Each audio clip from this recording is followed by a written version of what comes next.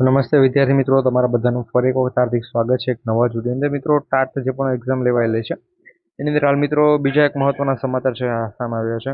મિત્રો, તમને એમ થતું કે ભાઈ એક જ જગ્યાએ કૌભાંડ થયું છે, તો એવી રીતે નથી મિત્રો. બીજો મુદ્દો પણ છે સામે આવેલો છે, એની પણ આપણા વિડીયોની અંદર ચર્ચા કરીશું.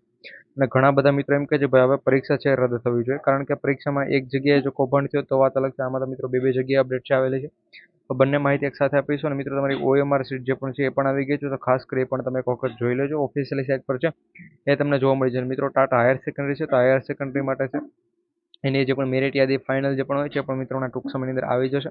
હાલ મિત્રો એમાં વાંધાર જો શરૂ છે, વાંધાર જો પૂર્ણ થશે એટલે મિત્રો એના પછી શું માર્ક્સમાં વધારો ઘટાડો થશે એ પ્રમાણે રાજ્ય પરીક્ષા બોર્ડ દ્વારા છે એની ફાઇનલ જાહેરાત પણ છે કરવામાં આવશે. તે બધી અપડેટ માટે અત્યારે તમે છે આપણે GP official YouTube channel subscribe કરી બેલ નોટિફિકેશન ઓલ ઉપર છે સેટ કરી દેજો, કે જેથી કરીને તમામ અપડેટ અમે સૌથી પહેલા છે તમારા સુધી પહોંચાડતા રહીએ.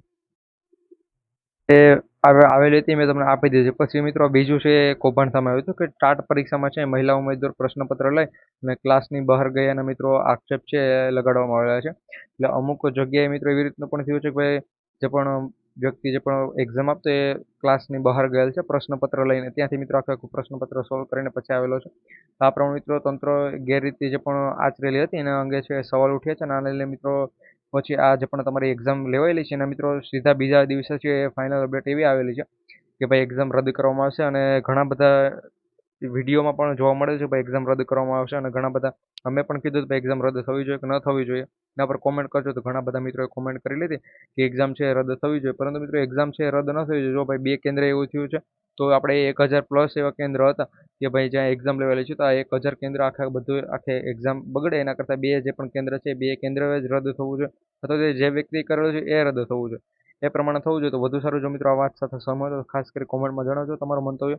બાકી ટોટલ 2,10,000 જેટલા ઉમેદવારો ફોર્મ ભરેલા હતા, તેમાંથી 86% એટલે 1,81,000 જેટલા ઉમેદવારો છે એ પરીક્ષા આપેલી છે અને હાજર રહ્યા હતા. તો આ પ્રમાણે છે.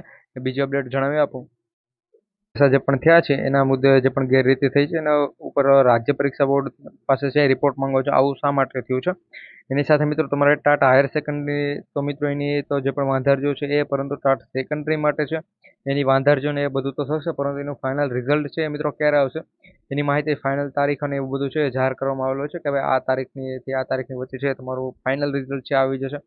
એને એ બધી માહિતી ઉપર પણ વિડીયો આવી જશે મિત્રો. ટાટ સેકન્ડરીનું જ્યારે પણ આવશે એના પહેલાં છે મિત્રો ટાટ આપણા હાયર સેકન્ડરી આવી જશે, કારણ કે એની એક્ઝામ છે એ પહેલાં લેવાયેલી હતી. તો આ બધી અપડેટ માટે અત્યારે તમે છે આપણે આ GP official YouTube channel subscribe કરી બેલ નોટિફિકેશન ઓલ ઉપર છે સેટ કરી દેજો. માહિતી તમારા બધા મિત્રો સુધી શેર કરી દેજો.